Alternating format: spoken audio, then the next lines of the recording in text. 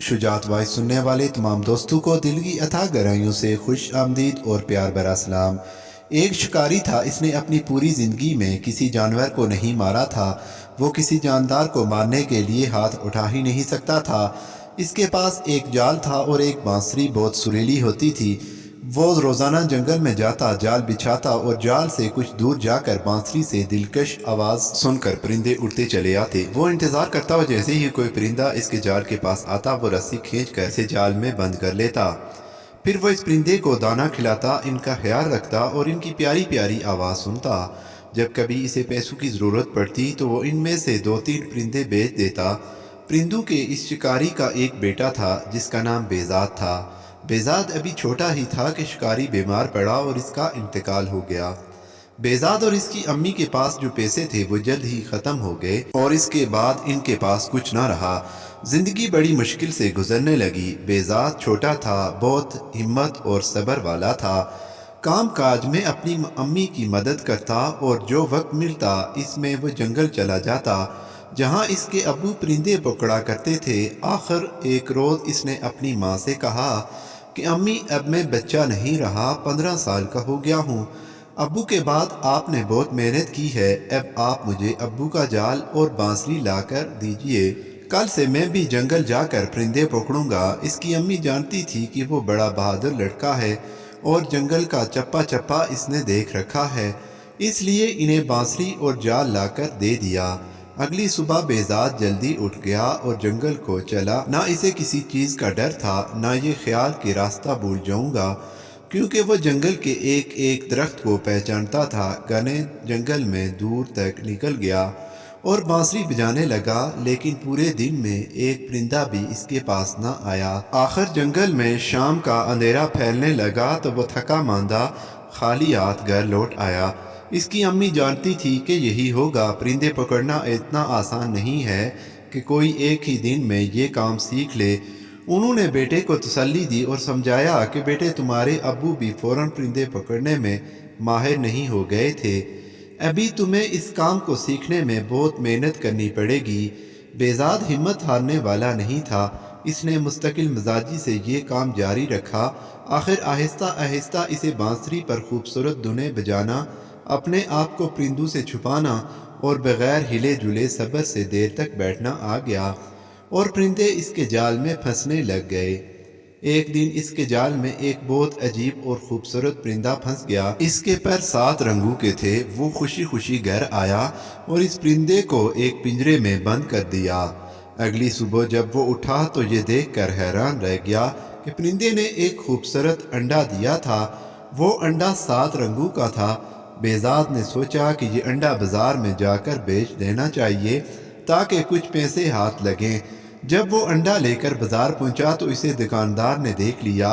ये दुकानदार बहुत चालाक और लालची था। इसका काम ही गरीब लोगों को धोखा देना और सस्ती चीज़ें महंगे बेचना था।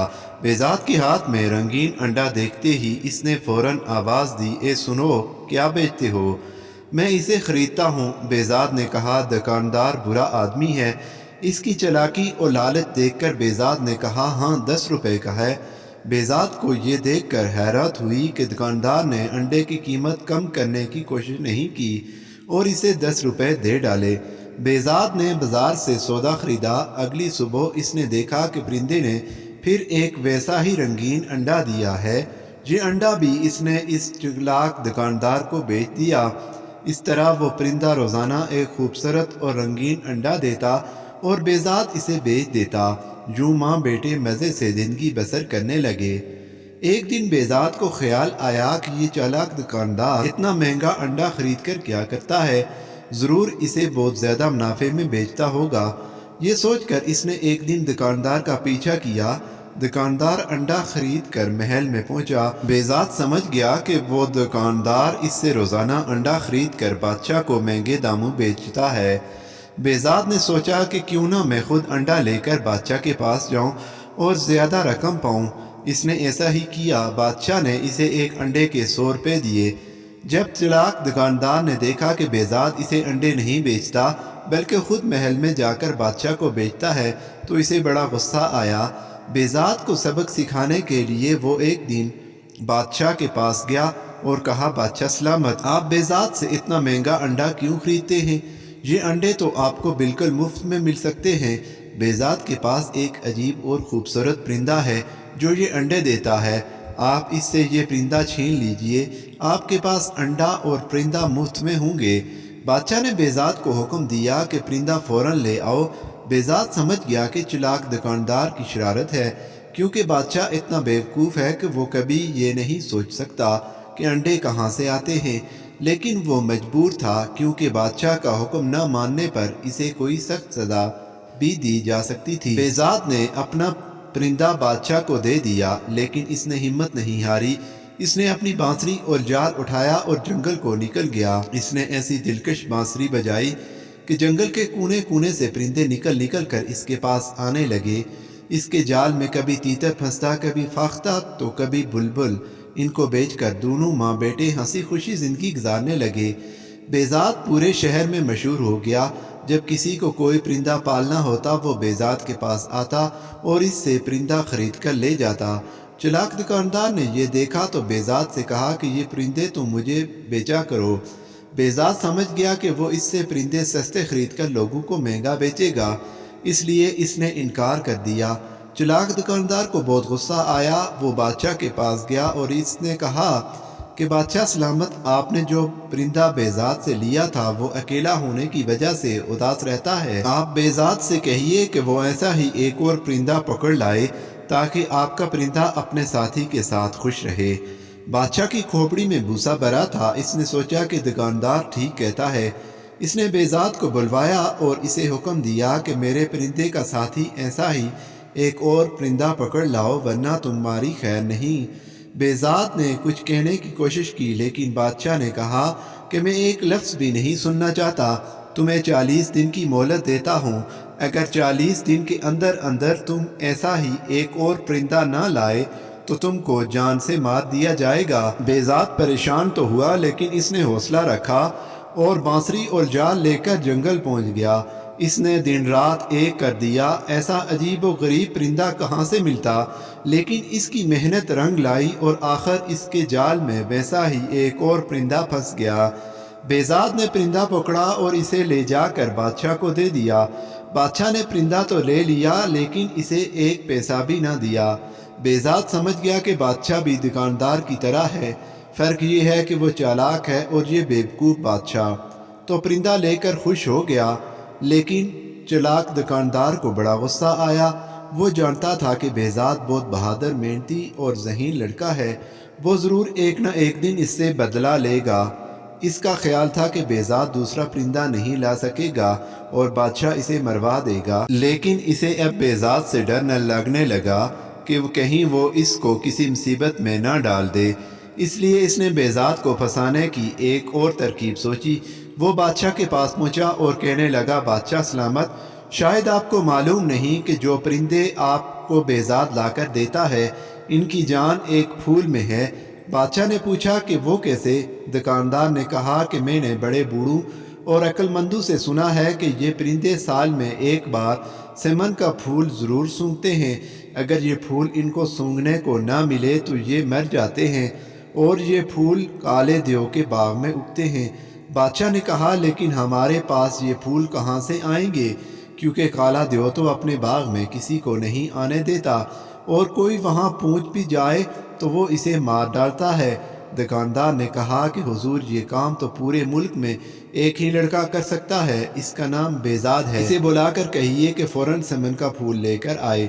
بادشاہ نے پھر وہی کیا جو دکاندار نے کہا تھا، یعنی بیزاد کو بلوا کر کہا کہ کالے دیو کے باغ میں سمن کا پھول لے کر آؤ ورنہ میرے پرندے مر جائیں گے۔ بیزاد نے کہا کہ بادشاہ سلامت، میں نے تو اپنا پرندہ آپ کو دے دیا، آپ نے کہا اس کا ساتھی بھی لاؤ، میں نے وہ بھی پکڑ کر لا دیا، لیکن آپ کا یہ حکم عجیب ہے، مجھے تو یہ معلوم نہیں کہ کالے دیو کا باغ کہاں ہے۔ بادشاہ نے جواب دیا کہ یہ تو تم اس دکاندار سے پوچھو، اسے معلوم ہے۔ بیزاد نے کہا کہ حضور، اگر دکاندار اتنا ہی عقل مند ہے اور اسے سب معلوم ہے تو اس سے کہیے کہ خود سمن کا پھول لے کر آئے۔ بادشاہ نے کہا کہ نہیں، دکاندار کہتا ہے کہ صرف تم یہ کام کر سکتے ہو، اور اگر میرے پرندے مر گئے تو میں تمہیں اور تمہاری ماں کو مروا دوں گا۔ بہزاد سمجھ گیا کہ اس بیوقوف بادشاہ کو کچھ کہنا دیوار سے سر پھوڑنے کے برابر ہے، اور یہ ساری شرارت دکاندار کی ہے، اس لیے وہ چپ چاپ گھر واپس آ گیا۔ اس نے دماغ لڑانا شروع کیا کہ کیا جائے۔ اس شہر میں ایک بوڑھا آدمی رہتا تھا، وہ بہت عقل مند انسان تھا۔ بہزاد اس کے پاس گیا اور اس سے سب کہا سنایا اور پوچھا کہ کیا یہ سچ ہے کہ سمن نامی کوئی پھول ہے جو کالے دیو کے باغ میں اگتا ہے، اور اسے سونگھے بغیر وہ پرندے زندہ نہیں رہ سکتے؟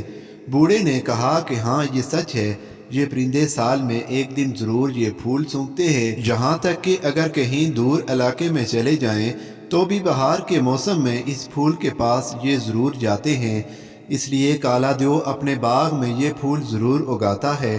اس طرح یہ عجیب پرندے ہر وقت اس کے باغ میں رہتے ہیں۔ بہزاد نے پوچھا کہ اگر میں اس باغ سے وہ پھول توڑ لاؤں تو کیا پرندے بھی اس پھول کے پیچھے پیچھے آئیں گے؟ بوڑھے نے کہا کہ ہاں بالکل، لیکن اس پھول تک پہنچنا بہت مشکل ہے۔ اس باغ کا ایک ہی دروازہ ہے اور اس کالے دیو کے سوا اور کوئی نہیں کھول سکتا۔ بہزاد نے کہا کہ میں اسے کھول لوں گا، بس مجھے آپ اس کا پتہ بتا دیجئے۔